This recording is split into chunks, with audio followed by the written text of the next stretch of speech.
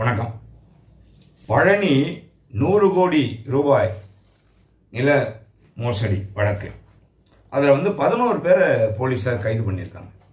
11 பேரை கைது பண்ணதில் வழக்கறிஞர் அன்வர்தீன் என்பவர் மதுரையை சேர்ந்தவர், அவரையும் கைது பண்ணியிருக்காங்க.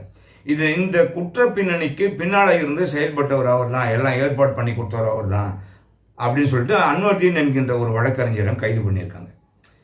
அதுக்கப்புறம் அவரை கைது பண்ணி மதுரை சிறைச்சாலையில் அடைச்சாச்சு.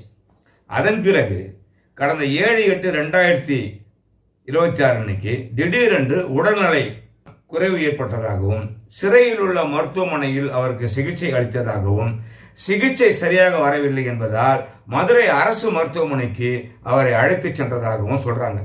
அப்ப மதுரை அரசு மருத்துவமனைக்கு எடுத்துன்னு போகும்போது மருத்துவர்கள் அவரை பரிசோதனை பண்ணி வரும்போது இறந்துட்டாரு அப்படின்னு சொல்லிட்டாங்க.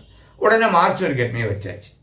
மார்ச்சுவரி கேட்மையை வச்ச உடனே, அதாவது பிணவரையில் வச்ச உடனே 3 சிறப்பு மருத்துவர்கள் அவர் அந்த உடற்கூறு ஆய்வு பண்ணியிருக்காங்க. அதுக்கப்புறம் அவருடைய ஸ்பேர்ஸ், அதாவது அந்த உள்ள இருக்கிற உறுப்புகள் எல்லாத்தையும் கட் பண்ணி விஸ்ரா டெஸ்ட்னு சொல்லுவாங்க, கெமிக்கல் அனலைசிஸ், ரசாயன டெஸ்ட்டுக்காக பரிசோதனைக்காக அனுப்பியிருக்காங்க. அது அனுப்பியிருக்கிறோம் அப்படின்னு ஆர்வம் சொல்றார். அதாவது நிலைய அதிகாரி, ரெசிடென்டல் மெடிக்கல் ஆஃபீஸர் அவர் சொல்லியிருக்கார். அதன் பிறகு இந்த விசாரணை யார் நடத்துறாங்க அப்படின்னா மாவட்ட நீதிபதி அவர்கள் இதை விசாரிச்சுன்னு இருக்காரு அப்படின்னு சொல்றாங்க. நான் என்ன சொல்றேன்னா, ஒருவரை நீங்க கைது பண்ணும் போது அதுக்கு முன்னாலேயே கைது பண்ணி எடுத்துட்டு போகும்போதே ஹாஸ்பிட்டல் டெஸ்ட் பண்ணிடுவாங்க, என்னென்ன இருக்கு கம்ப்ளீட்டா செக் பண்ணி ரிமாண்ட் பண்ணுவாங்க. இல்லைன்னா ரிமாண்ட் பண்ணிட்டு கூட்டின்னு போகும்போது செக் பண்ணுவாங்க. என்னெல்லாம் ரிமாண்ட் பண்ணும்போது அப்படிதான் பண்ணாங்க. ரிமாண்ட் பண்ணிட்டு ஹாஸ்பிட்டல் செக்அப் கேட் பண்ணுவாங்க. ஏதோ ஒன்று ஹாஸ்பிட்டல் செக்அப், அவருக்கு டயபெட்டிக் பேஷண்ட்டு, ஏகப்பட்ட பிபி, என்னென்னவோ நோயெல்லாம் இருந்திருக்கு. இதெல்லாம் மருத்துவர்கள் பரிசோதனை பண்ணியிருப்பார்களா, பண்ணியிருக்க மாட்டாங்களா?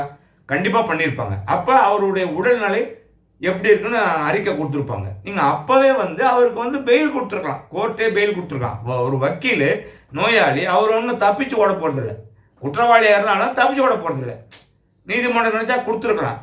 இப்போ மருத்துவமனையில் போய் இறந்த உடனே சந்தேகம் எடுத்து போச்சு. என்ன ஆச்சு, போலீஸ் அடிச்சாங்களா, சிறைத்துறை அடிச்சாங்களா, என்ன ஆச்சு ஏதாச்சு, இப்படி விசாரணைக்கு போயிருக்கு. நீங்கள் முறையாக அதை விசாரணை பண்ணி மருத்துவ அறிக்கை கரெக்டாக தாக்கல் பண்ணியிருந்தா அவரை அங்கே ரிமாண்ட் பண்ண வேண்டிய அவசியம் இல்லை. இப்போ இறந்துட்டாரு, இறந்தவொன்னா அது இப்போ என்ன பண்ணுறாங்க, கெமிக்கல் அனலைஸ் அனுப்பிட்டோம், அது ஒன்றும் தப்பு இல்லை, ரசாயன இதுக்கு அனுப்பிட்டோம்.